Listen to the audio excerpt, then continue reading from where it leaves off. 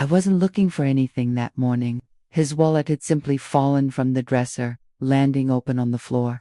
I knelt to pick it up, expecting nothing more than receipts, an old ID card, maybe a few bills he always forgot he had. But then I saw it just barely peeking from behind his driver's license, a small photo, folded at the corner like it had been handled more times than he'd admit.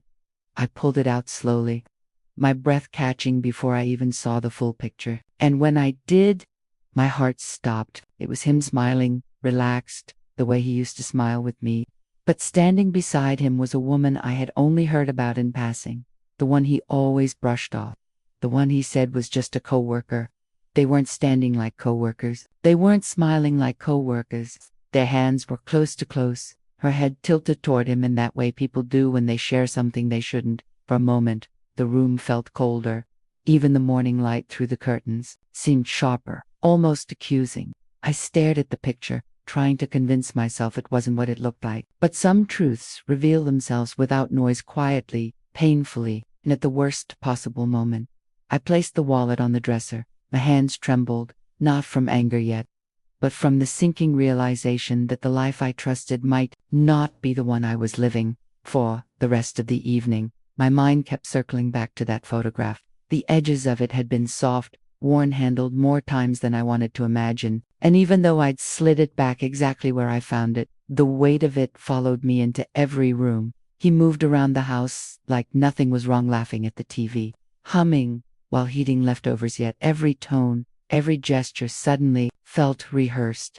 I studied him quietly, noticing things I had ignored for weeks, the sudden late nights, the half-finished explanations, the way he rushed to check his phone when a message came in. I told myself it was all in my head. Bar one photo didn't mean anything, but small details kept pushing back. The cologne he rarely wore suddenly lingering on his clothes, the unfamiliar softness in his voice when he talked about work, the way he avoided my eyes when I asked simple questions. Everything felt slightly off, full tilt, unfamiliar, yet he acted like our life was untouched. And that was the part that scared me the most, because sometimes the truth doesn't shout. Sometimes it sits quietly in a wallet, between old receipts and worn edges, waiting for you to notice.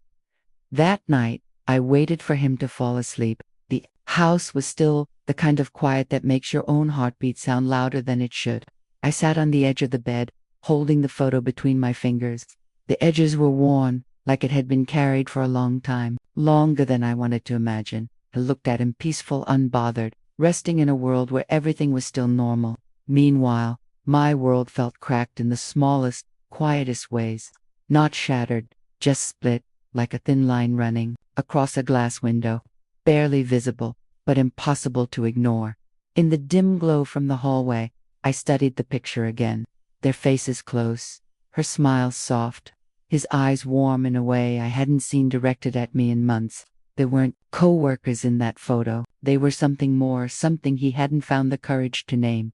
When he woke up the next morning, he found me in the kitchen. I didn't raise my voice.